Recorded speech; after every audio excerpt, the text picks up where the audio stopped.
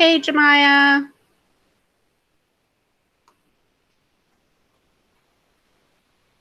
Sorry. Oh, I pushed the wrong button. There we go. Okay.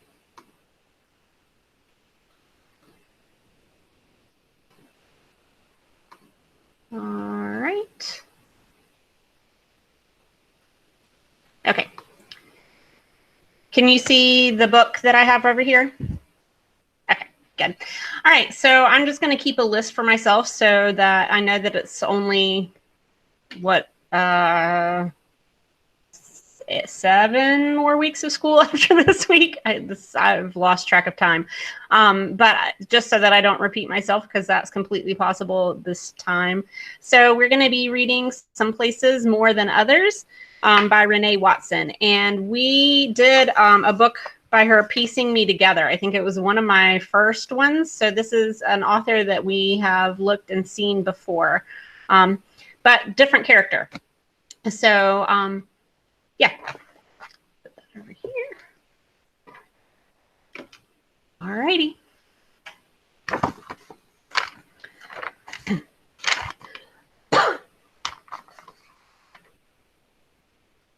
New York City's no place for a little girl, Mom said. I don't think Amara is ready to visit. She takes plates from the cabinet, getting ready for the dinner Dad is cooking.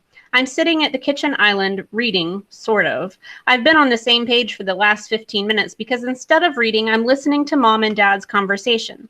I'm irritated for a couple of reasons. One, because the little girl she is referring to is me, except I'm not a little girl.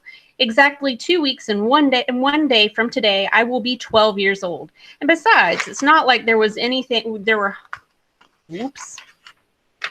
aren't hundreds, actually thousands, maybe even hundreds of thousands of kids who live in New York City. I asked if I could go for my birthday to visit Dad's family, and it set off this long discussion. Mom says, kids who were born and raised in New York City is one thing. Kids from Oregon visiting is another. She keeps listing reasons why letting me visit New York is a bad idea. She says to Dad, we don't even let Amara walk to school alone. How is she going to navigate a big city? Amara doesn't know anything about a place like New York. She's lived in the suburbs her whole life. As if Dad doesn't know where I was born and where I live. We live in Beaverton, Oregon, just a 30-minute drive from Portland. Less than that if Dad is driving. Mom always says she loves Beaverton over Portland because no matter where you are, a park is just a short walk away. There are hiking trails and bike paths tucked throughout the city. When it's not too rainy, the three of us ride our bikes and explore new routes on the weekends. But I want to see other places, go somewhere with more people, with more things to do. I try to catch Dad's eye, see if he will speak up for me to convince Mom to let me go to New York, but he is focused on cooking. He opens the sliding door and steps outside onto the patio to check the food he's grilling. He grills even when it's cold outside. He says the covered deck is why he bought the house. I think it's his favorite place to be. I watch him take the salmon off the grill, put the fillets on the plate, and squeeze lemon on each piece. As soon as he comes back inside, I try again. Mom, you act like Dad isn't going to be there with me. It's not like I'd be going by myself, I remind her. Plus, I'll finally get to meet my cousins and spend time with Aunt Tracy. Sweetheart, you're not going, okay? She puts the plates in front of me and looks at Dad as if she's trying to get him to back her up. Dad puts another dirty dish into the sink.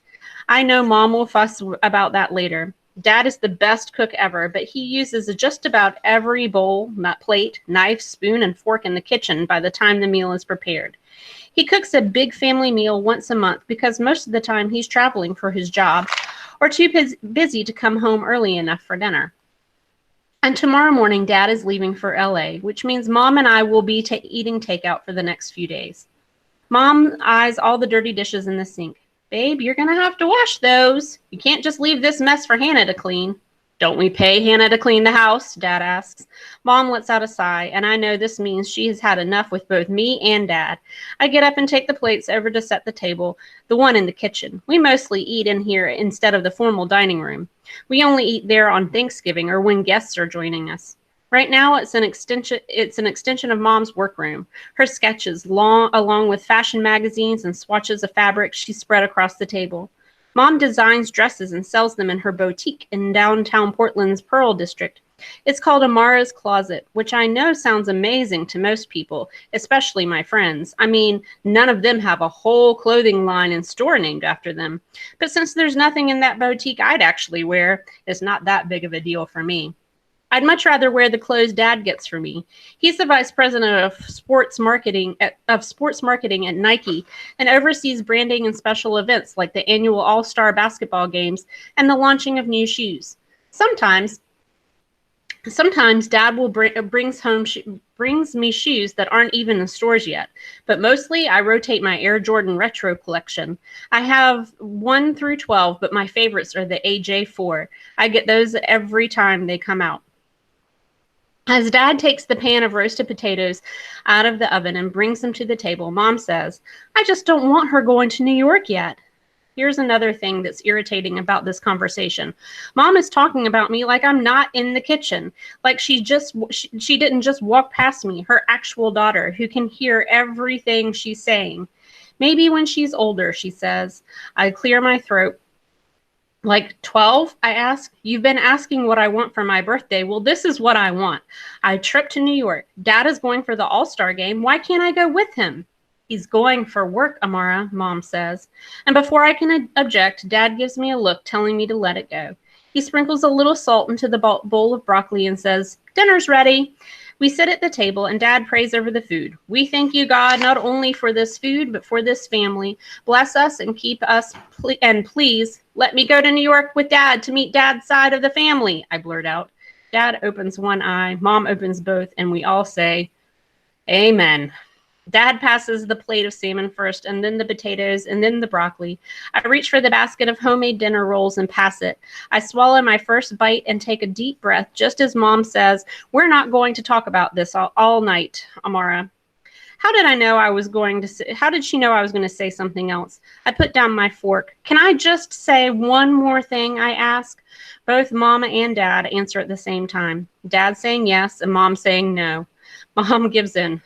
"Go ahead." "I just want to meet the family I've only seen in pictures," I said. And you both keep saying that once the baby comes, Dad won't be traveling as much, so I think I should go now." At the mention of the baby, Mom touches her belly.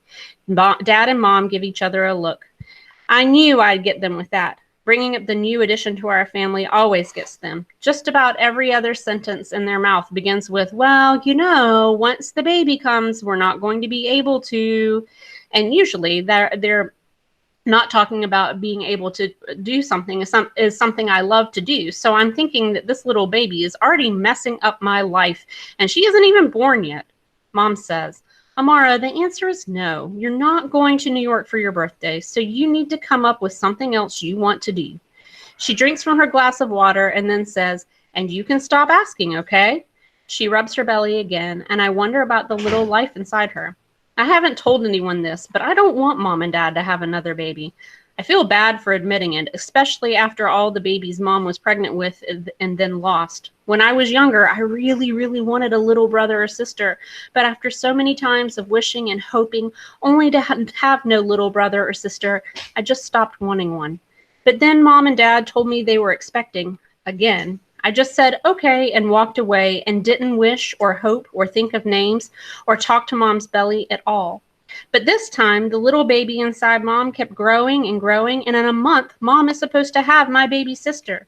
Mom takes the last bite of her dinner roll and pushes the plate back. "Babe, that is so good. Nothing like fresh baked bread." "Thanks. It's my mother's recipe," Dad says. Grandma Grace died before I could meet her. I love it when Dad cooks from her recipes. Makes me feel like she is here with us and she is giving us love. Thinking about her makes me think of New York again and how if I could just go to Harlem, I could learn more about Grandma Grace. If I could see the home my dad grew up in, I could stand in her kitchen. I eat another bite and then say, "Mom, what if we all go to New York? Maybe not for my birthday, but what about after the baby is born?" Dad laughs. "You have my persistence, that's for sure." Mom shakes her head. "And you say that like it's a good thing." "Now, let's not persistence. It's got me a yes from you," Dad said. He kisses Mom on her cheek and smiles at me. "Your mom was not feeling me at all when we first met." Why not? It wasn't him I wasn't feeling, it was his city, Mom said. New York is dirty and crowded and either too hot or too cold and ridiculously expensive. Hey, you're talking about my hometown. Sorry, honey, but you know I'm telling the truth. Mom turns to me and says, besides, Amara, I only went to New York for college, and I knew once I graduated, I'd be coming back to Oregon. I didn't want to get involved with someone who was going to be taking me to make me want to stay. But little did she know I was ready for a change and wanted to leave the city, Dad says. Plus, my dream job was going to work for Nike, so I already had looked into moving to Beaverton. Once I told her that, I had her attention, but I had to convince her to go on the date with me. Mom smiles. He tried hard too, Amara, reciting me poems and everything. Poems? Dad reciting poems? Dad gets up from the table. Okay, all right, enough about me. I take that to mean that I can go back to talking about my trip to New York. I look at Mom and ask, so is this your way of telling me that if I stay persistent and recite you a poem, that you'll let me go? Mom gives me that look, the one that says she's had enough and I better get myself together before I regret it. I don't get that look often. A few times she's given it to me when she's already told me 2 or 3 times to turn the TV off and get my homework done. I let it go. I get up, put my plate in the dishwasher, and excuse myself to my room. As I walk away, Mom says, homework first. I know, I tell her. On the way to my bedroom, I hear Mom say to Dad, you love making me be the bad guy, huh? Now, why you got that girl thinking she can go to Harlem with you? You haven't seen or talked to your father in about 12 years. You really think it's appropriate for Amara to be there when you finally do see him? My hand is on the doorknob, but I don't open it. I stand real still so they don't know I'm in the hallway listening. Dad says, going to Harlem doesn't mean I have to see my dad. I've been to New York several times in the past few years. They don't need to know when I'm back in the city. But I think for Amara, the whole point is to meet your Leslie. Not now, please. I go to my room and I sit on my bed. My father hasn't talked with Grandpa Earl in 12 years. He's actually been in New York City and didn't go home. I know he's been for work, but still, how do you not talk to your father? And why didn't I know this? Dad hasn't talked with Grandpa Earl, but I have. I talk to Grandpa Earl every Father's Day and on Thanksgiving and on Christmas and on my birthday and on his birthday. I've never really thought about it before, but now I'm remembering. Every time I've talked to Grandpa Earl, it's Mom who calls me to the phone. And when I'm finished, I give the phone back to Mom. I think, but I can't remember a time when I saw or heard Dad on the phone with Grandpa Earl. He talks with Aunt Tracy a lot. She's been here to Beaverton to visit us a few times, and sometimes Dad sends shoes to my cousins, Nia and Ava, but he doesn't speak with Grandpa Earl. I think maybe I've had it all wrong. Mom is the one I need to convince about me taking a trip. Isn't the one I need to convince about me taking a trip to Harlem. Dad is. So that is, again, Some Places More Than Others, and that's by Renee Watson. I will figure out how to make a post with all these things and all these books in case you guys want to read them. Oh, look at all you guys that popped up over here. All right. Hey. Hey, Tashi, how are you? Hey, Alexandra. All right, does anybody have any questions? I'm going to stop recording.